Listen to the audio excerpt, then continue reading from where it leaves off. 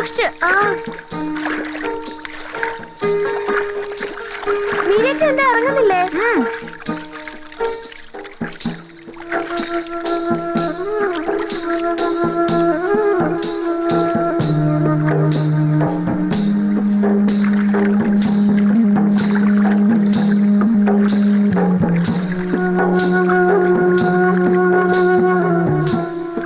മീരയ്ക്ക് എന്താ പറ്റിയേ?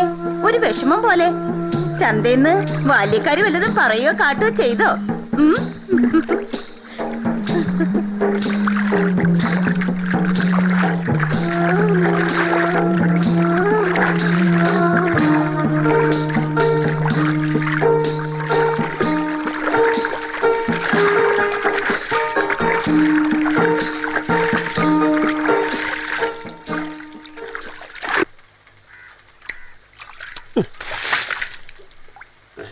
കുമാരേട്ടാ, എന്താ? 2 പഴംപൊരി. ആർക്കാ ഇപ്പൊ പഴംപൊരി? അത് പഴംപൊരി ഇല്ലേ, പകരം റിസ്ക് മതിയോ? അവൾക്ക് കുറച്ച് റിസ്ക് എടുത്ത് കൊടുത്തേ.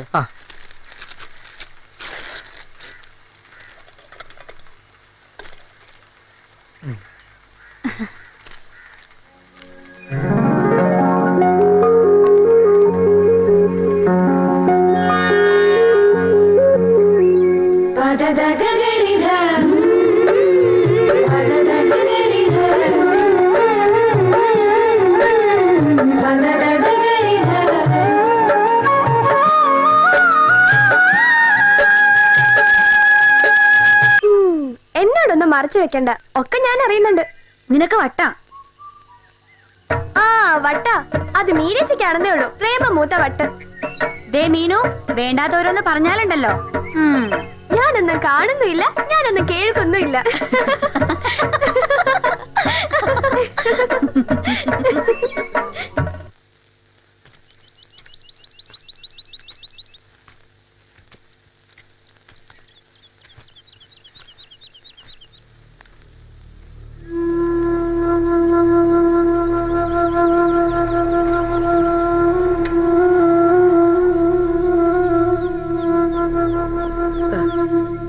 അങ്ങോട്ടിരുന്നോളൂ.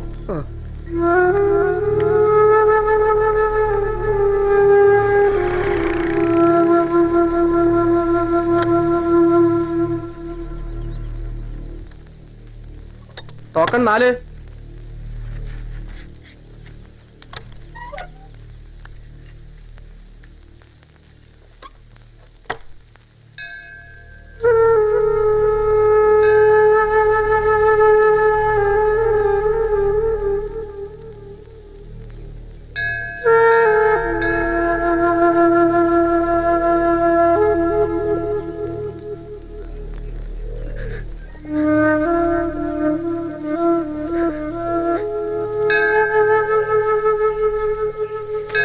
കുട്ടി, ഒക്കെ നേരെയാവും. ഈശ്വരന്മാര് നല്ലത് വരുത്തും. ഭഗവാൻ ആരുടെയും കണ്ണീര് കാണാൻ വയ്യ. അവിടുന്ന് ഭക്തവത്സലനാണ്, അനാഥ രക്ഷകനാണ്.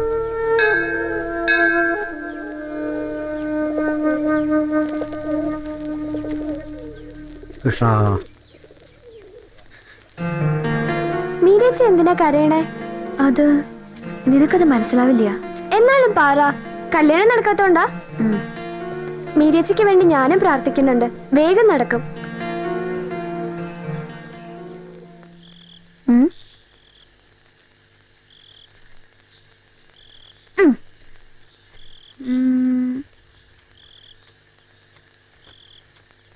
അശ്രീകരം വിളക്കിന്റെ മുമ്പിൽ ഇരുന്ന് 10 നാമം ചൊല്ലണ്ട്. കണ്ണാടി നോക്കിയ ഗോറ്റ് കാണിക്ക. പിന്നെ എങ്ങനെയാ ഗുണം പിടിക്ക? വേണ്ട നേരത്ത് വേണ്ടതൊന്നുമില്ല.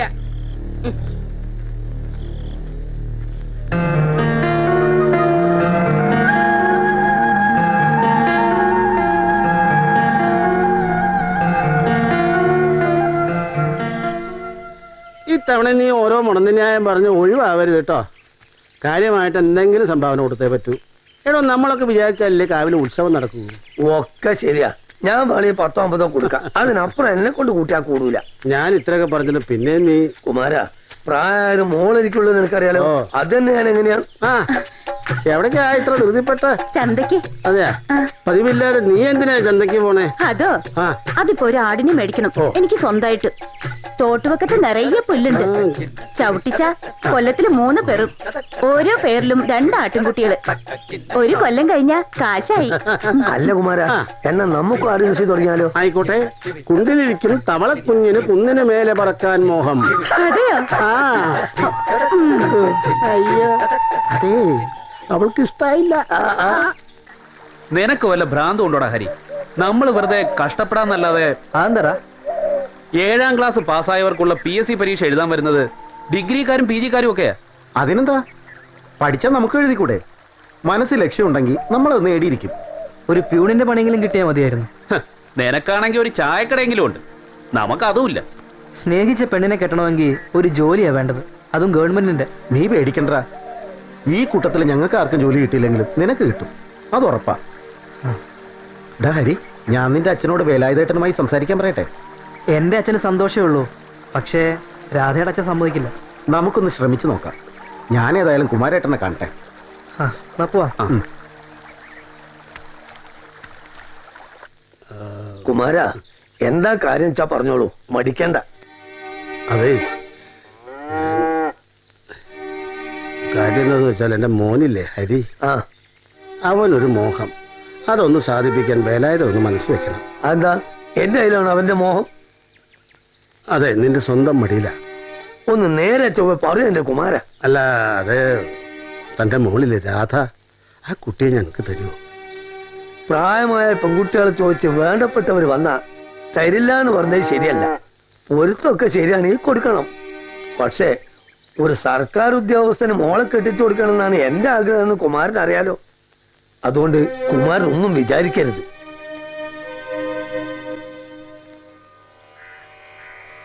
ദീപം ദീപം ദീപം. അച്ഛനെന്താ ഇത്ര നേരം വൈകിയേ?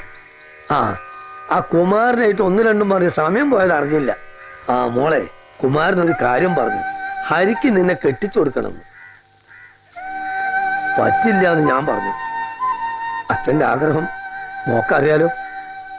അച്ഛാ, അത് നിനക്ക് അവന് ഇഷ്ടാണെന്ന് എനിക്കറിയാം. മോളെ, ജീവിതം ഒന്നേ ഉള്ളൂ. ഇപ്പൊ നിനക്ക് തോന്നും അച്ഛനൊരു ദുഷ്ടനാണെന്ന്. കുറച്ചു കഴിഞ്ഞാൽ നീ തന്നെ പറയും അച്ഛന്റെ തീരുമാനം ശരിയായിരുന്നു എന്ന്.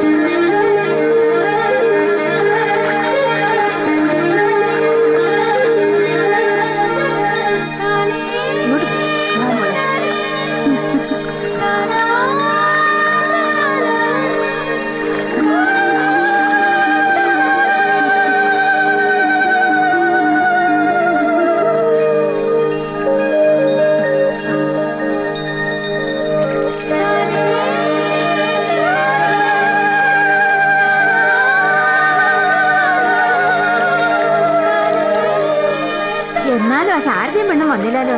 അങ്ങാടി പോയതത്രേ. അവർക്കറിയില്ലേ ഇന്നാ കുളിന്ന്.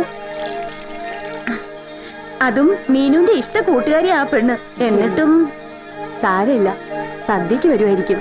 തിന്നാ മാത്രം വന്നാ മതിയോ? അല്ലേ.